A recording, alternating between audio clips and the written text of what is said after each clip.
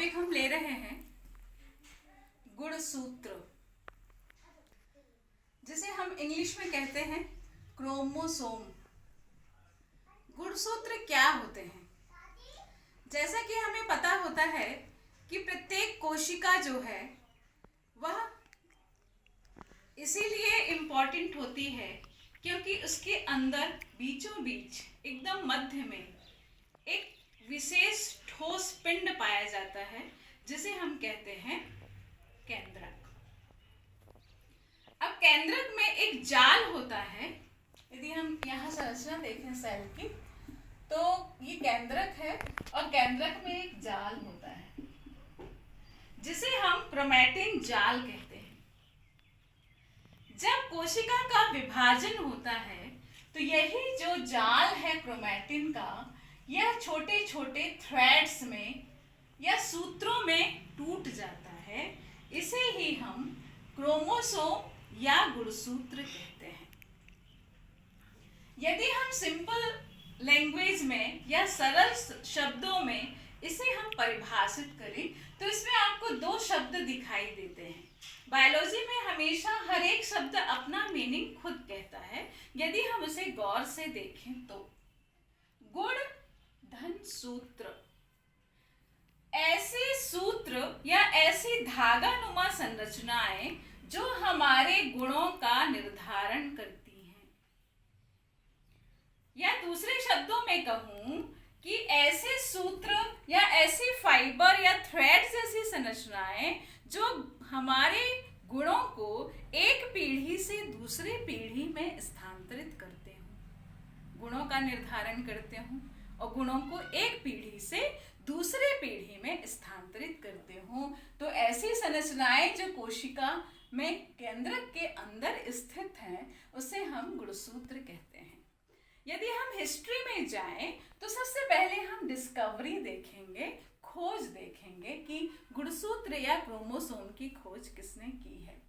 पहले यानी सर्वप्रथम इसे टेडेंसकेंसिया नामक पौधे में पॉलन ग्रेन में हाफ मिस्टर ने इसे 1848 में देखा था, परंतु पूर्ण रूप से इसका अध्ययन स्ट्रासबर्गर ने किया ऐसा माना जाता है।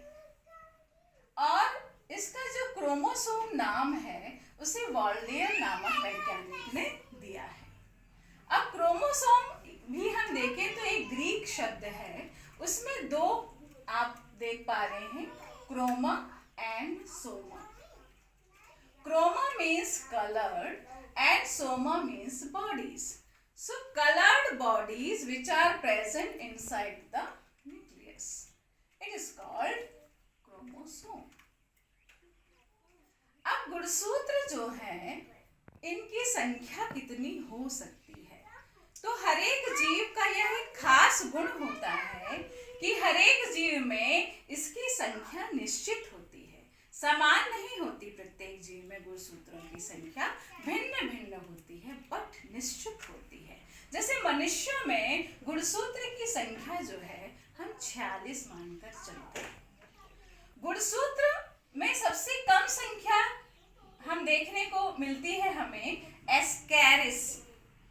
एस्कैरिस मेगासेफेलस में जो गुणसूत्र की संख्या है वो है 2n=2। अब यहाँ पर n क्या है? गुणसूत्र जो होते हैं वो सेट में उपस्थित होते हैं। यदि एक सेट है गुणसूत्र का तो उसे सिंगल n से प्रदर्शित करते हैं। दो सेट में गुणसूत्र हैं उन्हें द्विगुणित कहा जाता है, उसे 2n से प्रदर्शित करते हैं। तीन सेट में गुणसूत्र हैं त्रिगुणित कहा जाता है, उसे 3n से प्रदर्शित करते हैं। सबसे अधिक गुणसूत्रों की संख्या ओलेकैंथा नामक प्रोटिस्ट में नोट की गई है, ऑब्जर्व की गई है, 1600। 2n=1600। 2n means diploid, द्विगुणित। अब इनका हम साइज देखें तो सामान्यतः गुणसूत्र का जो साइज होता है वह 0.25 म्यू से 30 म्यू इसकी लंबाई होती है और इसका डायमीटर या व्यास होता है 0.2 से 2.0 म्यू। ऐसा कहा जाता है कि कवकों एवं पक्षियों में गुणसूत्रों की जो लंबाई होती है वो छोटी होती है, अप्रोक्सीमेटली 0.25 म्यू के आसपास। ट्रिलियम नामक ऑर्गेनिज्म में इसकी औसत लंबाई यानी सबसे अधिक लंबाई देखी गई है 30 म्यू। ड्रोसोफिला में 3 म्यू, मनुष्य में 5 म्यू देखी गई है, और जो मेज है उसमें 8 पॉइंट से भी अधिक म्यू लंबाई देखी गई है गुणसूत्रों की।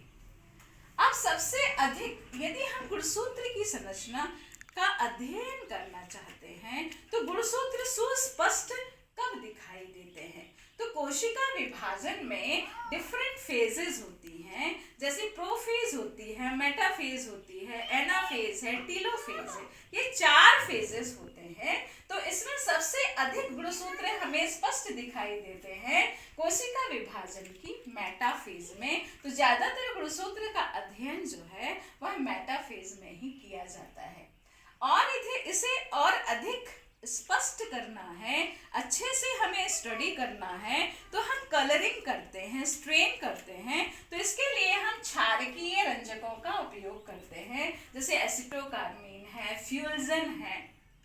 तो जब हम इन्हें रंगते हैं इन रंजकों के द्वारा, तो गुणसूत्रों में कुछ स्थान जो है अधिक रंग ग्रहण करते हैं और कुछ स्थान जो है वे कम रंग ग्रहण करते हैं। तो सबसे पहले हम देखें तो उसे हम 2 भागों में विभाजित करते हैं, यूक्रोमैटिन एंड हेटेरोक्रोमैटिन। तो यूक्रोमैटिन क्या है?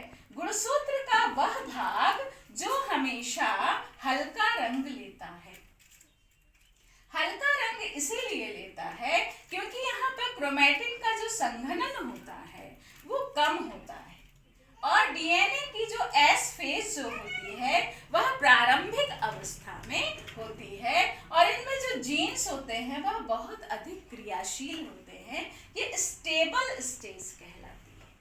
दूसरा हम देखें कि गुणसूत्र का वह भाग जो अधिक रंग लेता है उसे हेटेरोक्रोमैटिन कहते हैं, क्योंकि इस भाग में संघनन अधिक होता है। साथ में जो सिंथेसिस फेज है डीएनए की वो अंत या एंड पोजीशन में होती है, एंड फेज में होती है, और ये अनस्टेबल कंडीशन मानी जाती है, अस्थिर जो दशा मानी जाती है, और इनमें जो जीन्स होते हैं वे कम क्रियाशील होते हैं। तो इस तरह से गुणसूत्र में रंगने पर 2 भाग हमें स्पष्ट दिखाई देते हैं, एक अधिक रंग ग्रहण करने वाले और एक जो है वह कम रंग ग्रहण करते हैं। तो कम रंग वालों को हम यूक्रोमैटिन कहते हैं, और जो अधिक रंग ग्रहण करते हैं उसे हम हेटेरोक्रोमैटिन कहते हैं। तो इस तरह से हमने गुणसूत्र के बारे में जो उसका डिस्कवरी है, गुणसूत्र कैसे होते हैं और सेट में उपस्थित होते हैं, उनकी साइजिंग क्या होती है, ये हमने आज